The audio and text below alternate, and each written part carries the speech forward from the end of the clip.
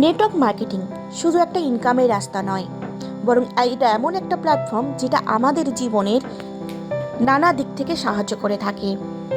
চলো একটা কাহিনীর মাধ্যমে ব্যাপারটা বুঝে নেওয়া যাক। মহিন নামের এক যুবক নেটওয়ার্ক মার্কেটিং করত।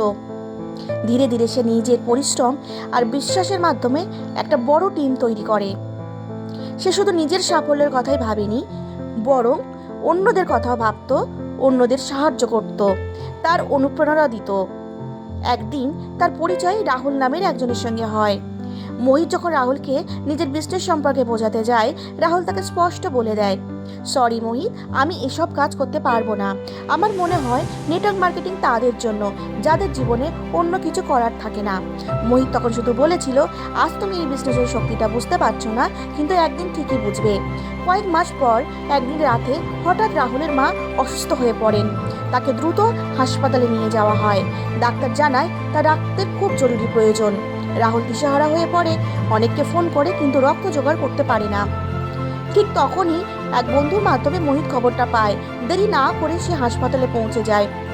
রাহুল প্রথমে মোহিতকে দেখে বিরক্ত বোধ করে। সে ভেবেছিল মোহিত হয়তো এইরকম সময়েও বিজনেসের ব্যাপারে কথা বলবে, হয়তো আবার তাকে বিজনেস নিয়ে বোঝাবে। মোহিত কিন্তু সেসব কিছুই করলো না, বরং সে রাহুলকে জিজ্ঞেস করলো তার মায়ের রক্তের জোগাড় হয়েছে কিনা। রাহুল কিছুটা হতাশার সাথে বলল, না।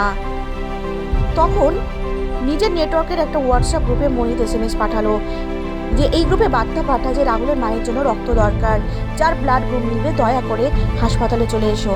আর কিছুক্ষণের মধ্যেই মোহিতের টিমের একের পর এক হাসপাতালে হাজির হয়ে যায়, রক্ত দেয় রাহুলের মায়ের জন্য। রাহুল স্তম্ভিত, এত তাড়াতাড়ি এতগুলো মানুষ এলো কি করে। মই শুধু একটাই কথা বলে, এখন আমি আসছি, আর যদি দরকার থাকে তাহলে আমাকে জানিও। তারপর সে চুপচাপ চলে যায়।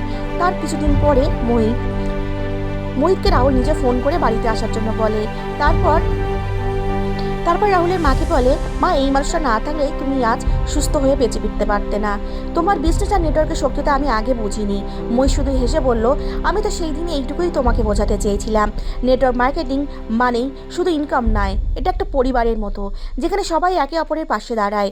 এই কাহিনীটি সেই সব মানুষের সঙ্গে শেয়ার করো যাদের মনে গভীরে এখনও সেই বিজনেসের প্রতি অস্পষ্টতা, সন্দেহ আর ভুল ধারণা গেঁথে আছে। অনেকেই ভাবে এটা ভুয়ো, এতে কোনো ভবিষ্যৎ নেই, এটা আসলে টাকার পেছনে দৌড়ানো মাত্র। কিন্তু তারা জানে না এই বিজনেস শুধুমাত্র টাকা উপার্জনের জন্য নয়, এটা জীবনের বদলে দেওয়ার সুযোগ। এটা সেই পথ যেখানে একজন সাধারণ মানুষ তার স্বপ্নকে বাস্তব করতে পারে, যেখানে একসময় হাসি ঠাট্টার পাত্র ওঠা মানুষটি একদিন গর্বের উদাহরণ হয়ে উঠে দাঁড়ায়।